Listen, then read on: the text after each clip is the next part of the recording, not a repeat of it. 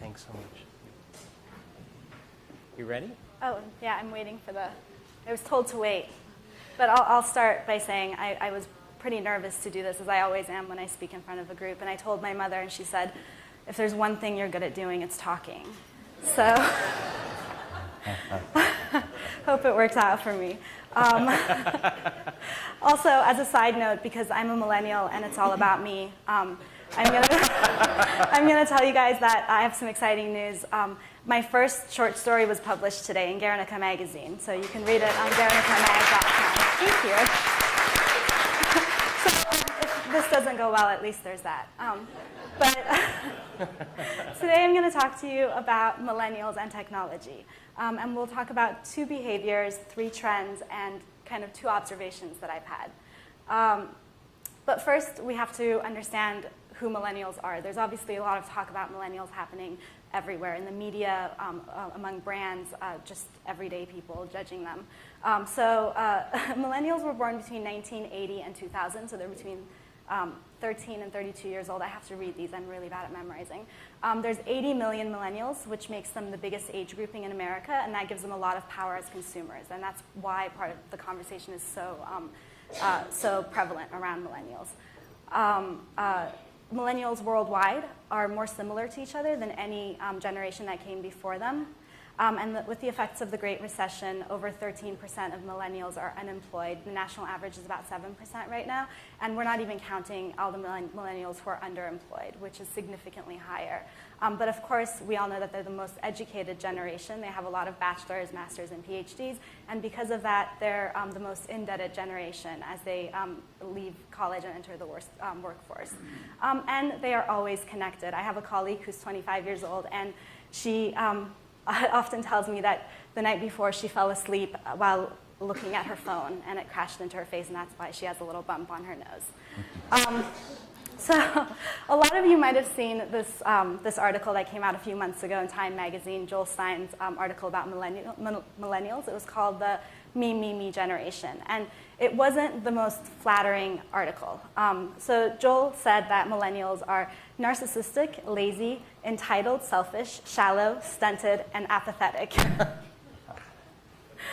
And he went a little bit further by saying that they exhibit 3 times more instances of narcissistic personality disorder than the baby boomers and Gen Xers.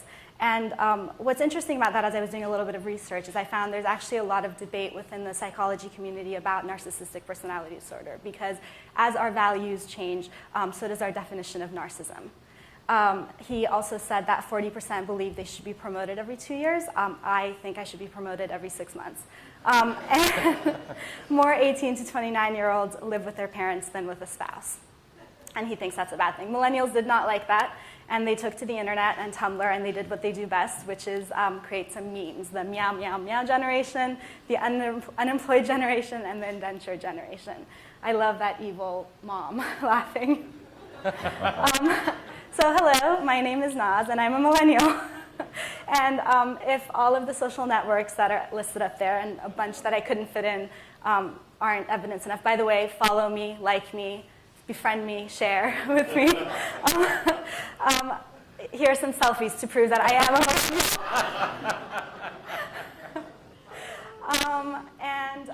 So this is the me presentation. And I'm going to talk to you guys. I'm going to start with a story. So what I want to talk about is really essentially that technology has enabled millennials to be a better, more sympathetic, more empathetic, kinder, more giving generation than the generations that came before them. And maybe all of this existed before, probably did, but technology has enabled us to actually activate on all of this and show that we are the kinds of people that Joel Stein doesn't think we are. So I'll start with a little story.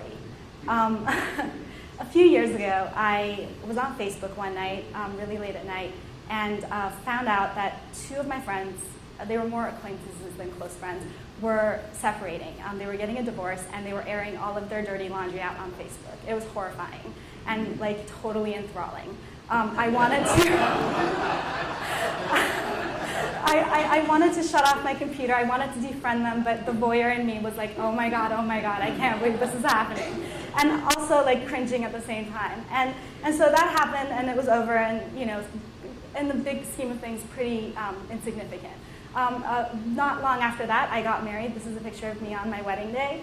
And then a few years after that, last year, I separated from my husband and got a divorce.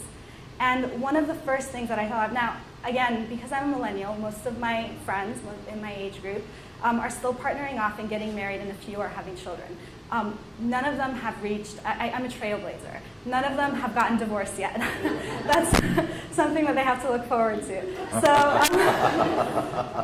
So in that moment when I was having this very lonely experience, one of the first things that I remembered was that couple on Facebook. And I didn't remember the horrible things that they said to each other, but I remembered that they went through a divorce and I wasn't alone. And even though I barely knew them, it made a huge difference to me. And that's kind of what I'm calling voyeur empathy. And in this very kind of disconnected world, or seemingly disconnected world, we are able to relate to each other so much more because we share these very deep, personal, common experiences. And so I might not write on my Twitter account that I'm really sad because my grandmother just died, but when someone else writes it, I can empathize with that, and actually it makes me feel a little bit better. And I think everyone has had a similar experience to this. And that's what I think, all of these platforms enable us to do, is to tell our stories, not just have diarrhea of the mouth, but really tell our stories and relate to one another. Let's see. Taking action. Joel Stein thinks that millennials are lazy. I don't even really need to talk to this slide. The Arab Spring and Barack Obama's first election was a lot of it was the effect of technology and the power it gave millennials. That top picture, I'm not going to be able to speak about everything that's on these slides because I don't have enough time, and this horrible countdown clock is telling me that. But the two guys up there are two of the founders of Warby Parker. So there are all of these amazing startups that have been coming out in the last 5 to 10 years. And we've realized that it's not just about a product, it's not just about a business and one person getting wealthy or one person putting their product or their idea out there. But millennials are really showing that they have, they understand that they have a footprint, and what they do really affects the rest of the world. And that leads me to my first trend, which is conscious consumerism. The Warby Parker model, which is the one-for-one model that Tom's also has, and also they are very active in their local communities, is just one thing that brands are doing now. Because of social media, again, I think, and the power that millennials have and the fact that they share everything, they've put a lot of pressure on bigger brands and more established brands to do good in the world and to be more transparent about what they do. But they're also starting a lot of really great companies that embrace this model. So for example, the first kind of chart up there is from Everlane. Everlane is started out as a t-shirt company, and their model was they weren't going to mark up your t-shirt 6, 7, or 8 times because they were selling directly to consumers. So they thought, well, we don't need to sell it at such a high price, but we're also going to tell our consumers exactly how much it costs us to make that t-shirt. We're going to tell them where it was made, how much the thread that went into it, how much the fabric that went into it was, how much the production was, how much the shipping was, so they know exactly what we're marking up. Very transparent, and it was a very new model. Zadie is a startup that was founded a few months ago by 2 brilliant women in New York City. And Zadie's whole premise is that all the products on their website that you buy, they tell you where it came from and who made it. So there's this amazing Made in America movement, which is a whole other thing and I'm a huge supporter of. But you can buy products that are not made in America, and you can still be a good, conscious consumer, and Zadie is proving that. They have this amazing, nifty map feature on their website that I highly recommend you guys check out, and you can click on the different parts of the world and see what products came from there, and then read the maker's stories. Given Goods, another incredible company. Everything that you will buy on the website affects the local community where it was made in one of 3 ways: the one-for-one giving model, a donation, or providing jobs for the local community. The second trend that I want to talk to, I kind of combine these, is crowdsourcing and crowdfunding. In addition to the marketing work that I do and the short stories that I write, I'm also trying to work on startup. I'm a millennial. So I was talking to my brother, who's a Gen Xer. He's 12 years older than me.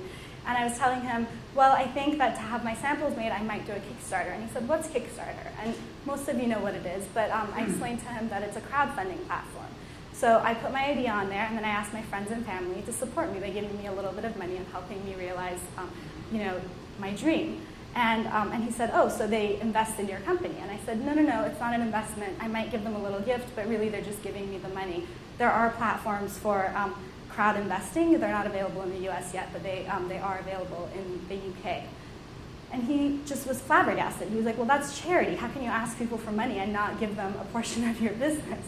And I said, well, you're not an early adopter, which is the worst thing I can say to him, but he doesn't know what that is. So. But really, this also, again, speaks to the fact that millennials, it never occurred to me that it was a bad thing to ask people to give me money to start a company. But that's because I give other people money to start their companies. I funded so many projects on Kickstarter, so have all of my friends on Indiegogo and a bunch of other websites, because we like to see other people succeed. We like to see great ideas come to life. And I think part of it is also maybe that inherent American dream that we grow up with. We think that if someone else can do it and if we can support them, then if one day we want to do it, maybe someone will support us.